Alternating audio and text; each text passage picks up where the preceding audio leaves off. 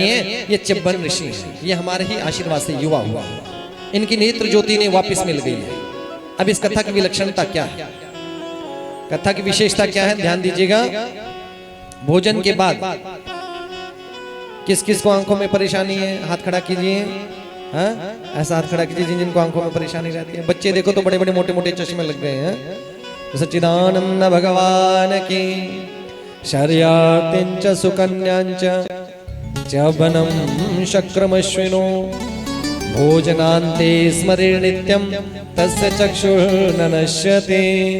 भोजन के पश्चात, मेरी बात को सुन रहे हैं आप लोग? हाँ, भोजन के पश्चात जो लोग गीले हाथ माने ये गीले हाथ, ये उंगली छोड़ करके गीले हाथ नेत्रों पर खूब जल लगाएं भोजन के बाद। कुछ नियम है भोजन करने के। आजकल क्या होता है कि लोग भोजन करते हैं ना, तो जब भोजन करना होता है तो उससे पहले हाथ को धो लिया जाता है, धोते हैं। हाँ? प्राचीन भारत में तो ऐसा कहा जाता है कि भोजन और भजन से पहले 5 अंगों को धो लेना चाहिए। भोजन और भजन से पहले वो कौन से हैं? पंचस्नानी महाज्ञानी। दोनों पांव धो लेने चाहिए, दोनों हाथ धो लेने चाहिए, कुरला कर लेना चाहिए, मुख धो लेना चाहिए। हाँ, वो लोग जो भोजन करेगा अमृत के तुल्य उसके शरीर में जाएगा।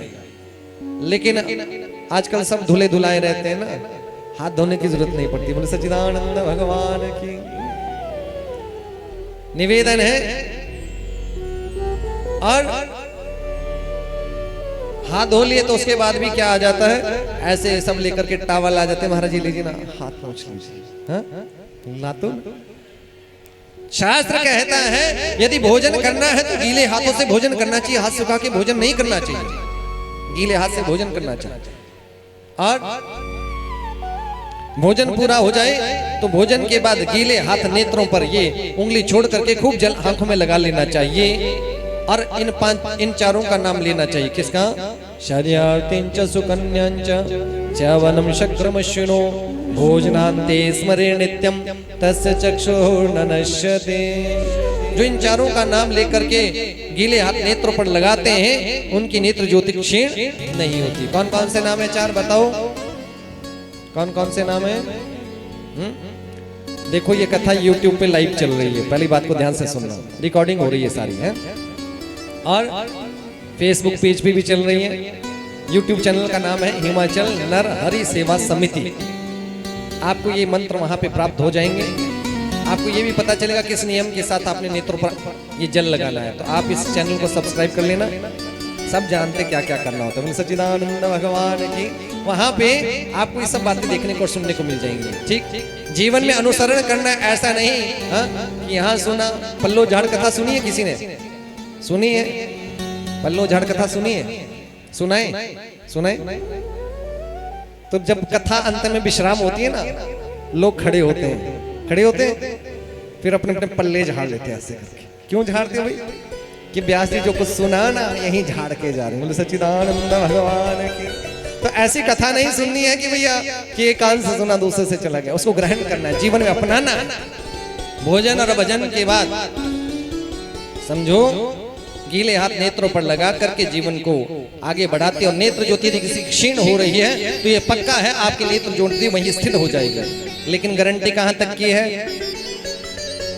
ये तो ठीक है कि आंखें ठीक हो जाएगी, लेकिन अगर सुबह से शाम फोन देखते होंगे तो फिर हमारी गारंटी नहीं है। बोले सच्चिदानंद भगवान की।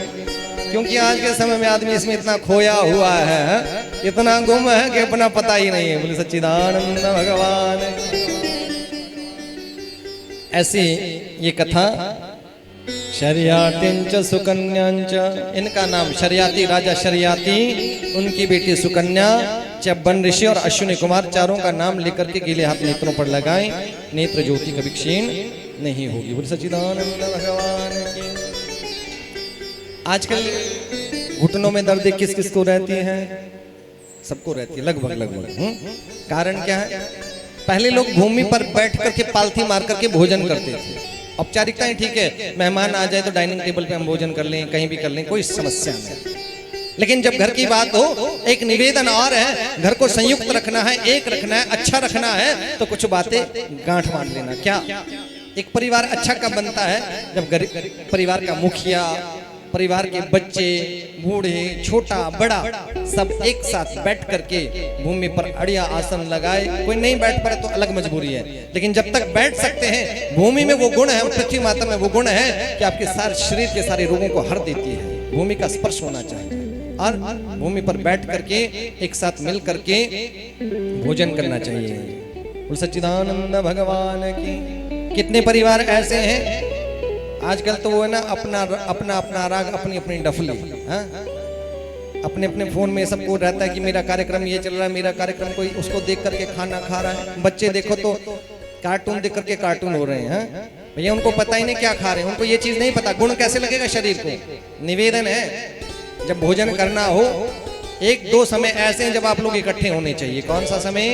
एक भोजन का समय और एक भजन का समय। उस समय में परिवार का छोटा हो, बड़ा हो, सब एक जगह होने चाहिए। संध्या का समय आता है ना, आरती का समय, आज आपकी बारी है, जो जला देना, आरती कर लेना, ऐसा ही आदेश लगता है किसी ना किसी। आज हमारे पास समय नहीं, दूसरे को कह दिया। जबकि निवेदन ये है, हमारी हिंदू सनातन संस्कृति ये कहती है, एक अच्छे परिवार का नियम क्या है कि छोटा हो, बड़ा हो, घर में जो भी हो, सब एक समय में उस पूजा स्थान पर इकट्ठे होने चाहिए। भगवान की आरती वंदन करना चाहिए, उनको प्रणाम करना चाहिए। और भोजन के समय भी इकट्ठे बैठे हैं, थोड़ा सुनो, थोड़ी कहो और राम राम कहते उस प्रसाद को मुख में डालो। बोल सच्चिदानंद भगवान की। मन भेद और मतभेद क्यों होते हैं? हम एक अपने मन की ना कह रहे हैं ना सुन रहे हैं। हाँ? घरों में भाई भाई में भी मतभेद हो जाते हैं। क्यों? क्योंकि वो आपसी तारतम्य इकट्ठा नहीं हो, मेल नहीं खाता। वो कैसे है? एक प्रश्न है, यहाँ कितने भाई भाई बैठे हैं? जो दो भाई, तीन भाई हैं, हाथ खड़ा कीजिए। छोटे बड़े जो भी हैं सब हाथ खड़ा कीजिए, जो भाइयों के साथ बैठे हैं। ठीक। अब एक प्रश्न है आप सभी से, जब आप अपने दोस्तों से मिलते हो कैसे मिलते हो? खूब हाथ मिला लोगे, हाँ? बड़े जोर से उनको गले लगा लोगे, लगाते हो ना? बहुत दिनों के बाद मिले, कहाँ थे, क्या हुआ, हाँ? हुआ ना? अब एक बात बताओ, जब घर में आप अपने भैया से मिलते हो, छोटे भैया से, बड़े भैया से, कितनी बार आप गले मिलते हो? सच बताना, कितनी बार मिलते हो?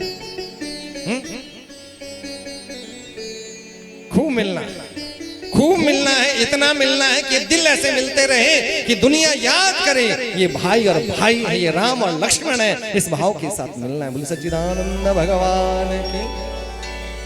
फिर देखिए, भाई से बड़ा दोस्त इस संसार में कोई नहीं है, उससे बड़ा दोस्त कोई नहीं है। भगवान राम और लक्ष्मण और भरत जी और शत्रुघ्न जी, ये देखिए ना, राम और भरत का चरित्र कितना पावन चरित्र है। अयोध्या की नगरी, ये राजपाट का चक्कर बड़ा खतरनाक है, ये धन वैभव का चक्कर बड़ा खतरनाक है। लेकिन अगर भाई की बुद्धि भाई के लिए विशाल है, समर्पण है, भाव है, उसमें भाई के लिए वो भावना है, तो फिर ये नगण्य चीजें कहीं गिनती में नहीं आती। अयोध्या की नगरी गेंद की तरह घूम रही थी। भरत को राजपाट मिल गया था, राजपाट नहीं लिया। भाई की चरण पादुकाओं ने 14 वर्ष, कोई और भाई होता ना, हाँ अच्छा हो गया। हाँ? ये भगवान राम का चरित्र है जो बताता है भाई का भाई के लिए कैसा, और भरत का चरित्र भी बताता है जिसने 14 वर्षों तक अपने भाई का इंतजार किया और भैया से कहा, भैया वनवास का जब वो समय समाप्त होगा ना, यदि आपने एक क्षण की देरी करी तो ये भरत अपने प्राण त्याग देगा। ये भाई का भाई के लिए प्रेम। तो निवेदन एक ही है,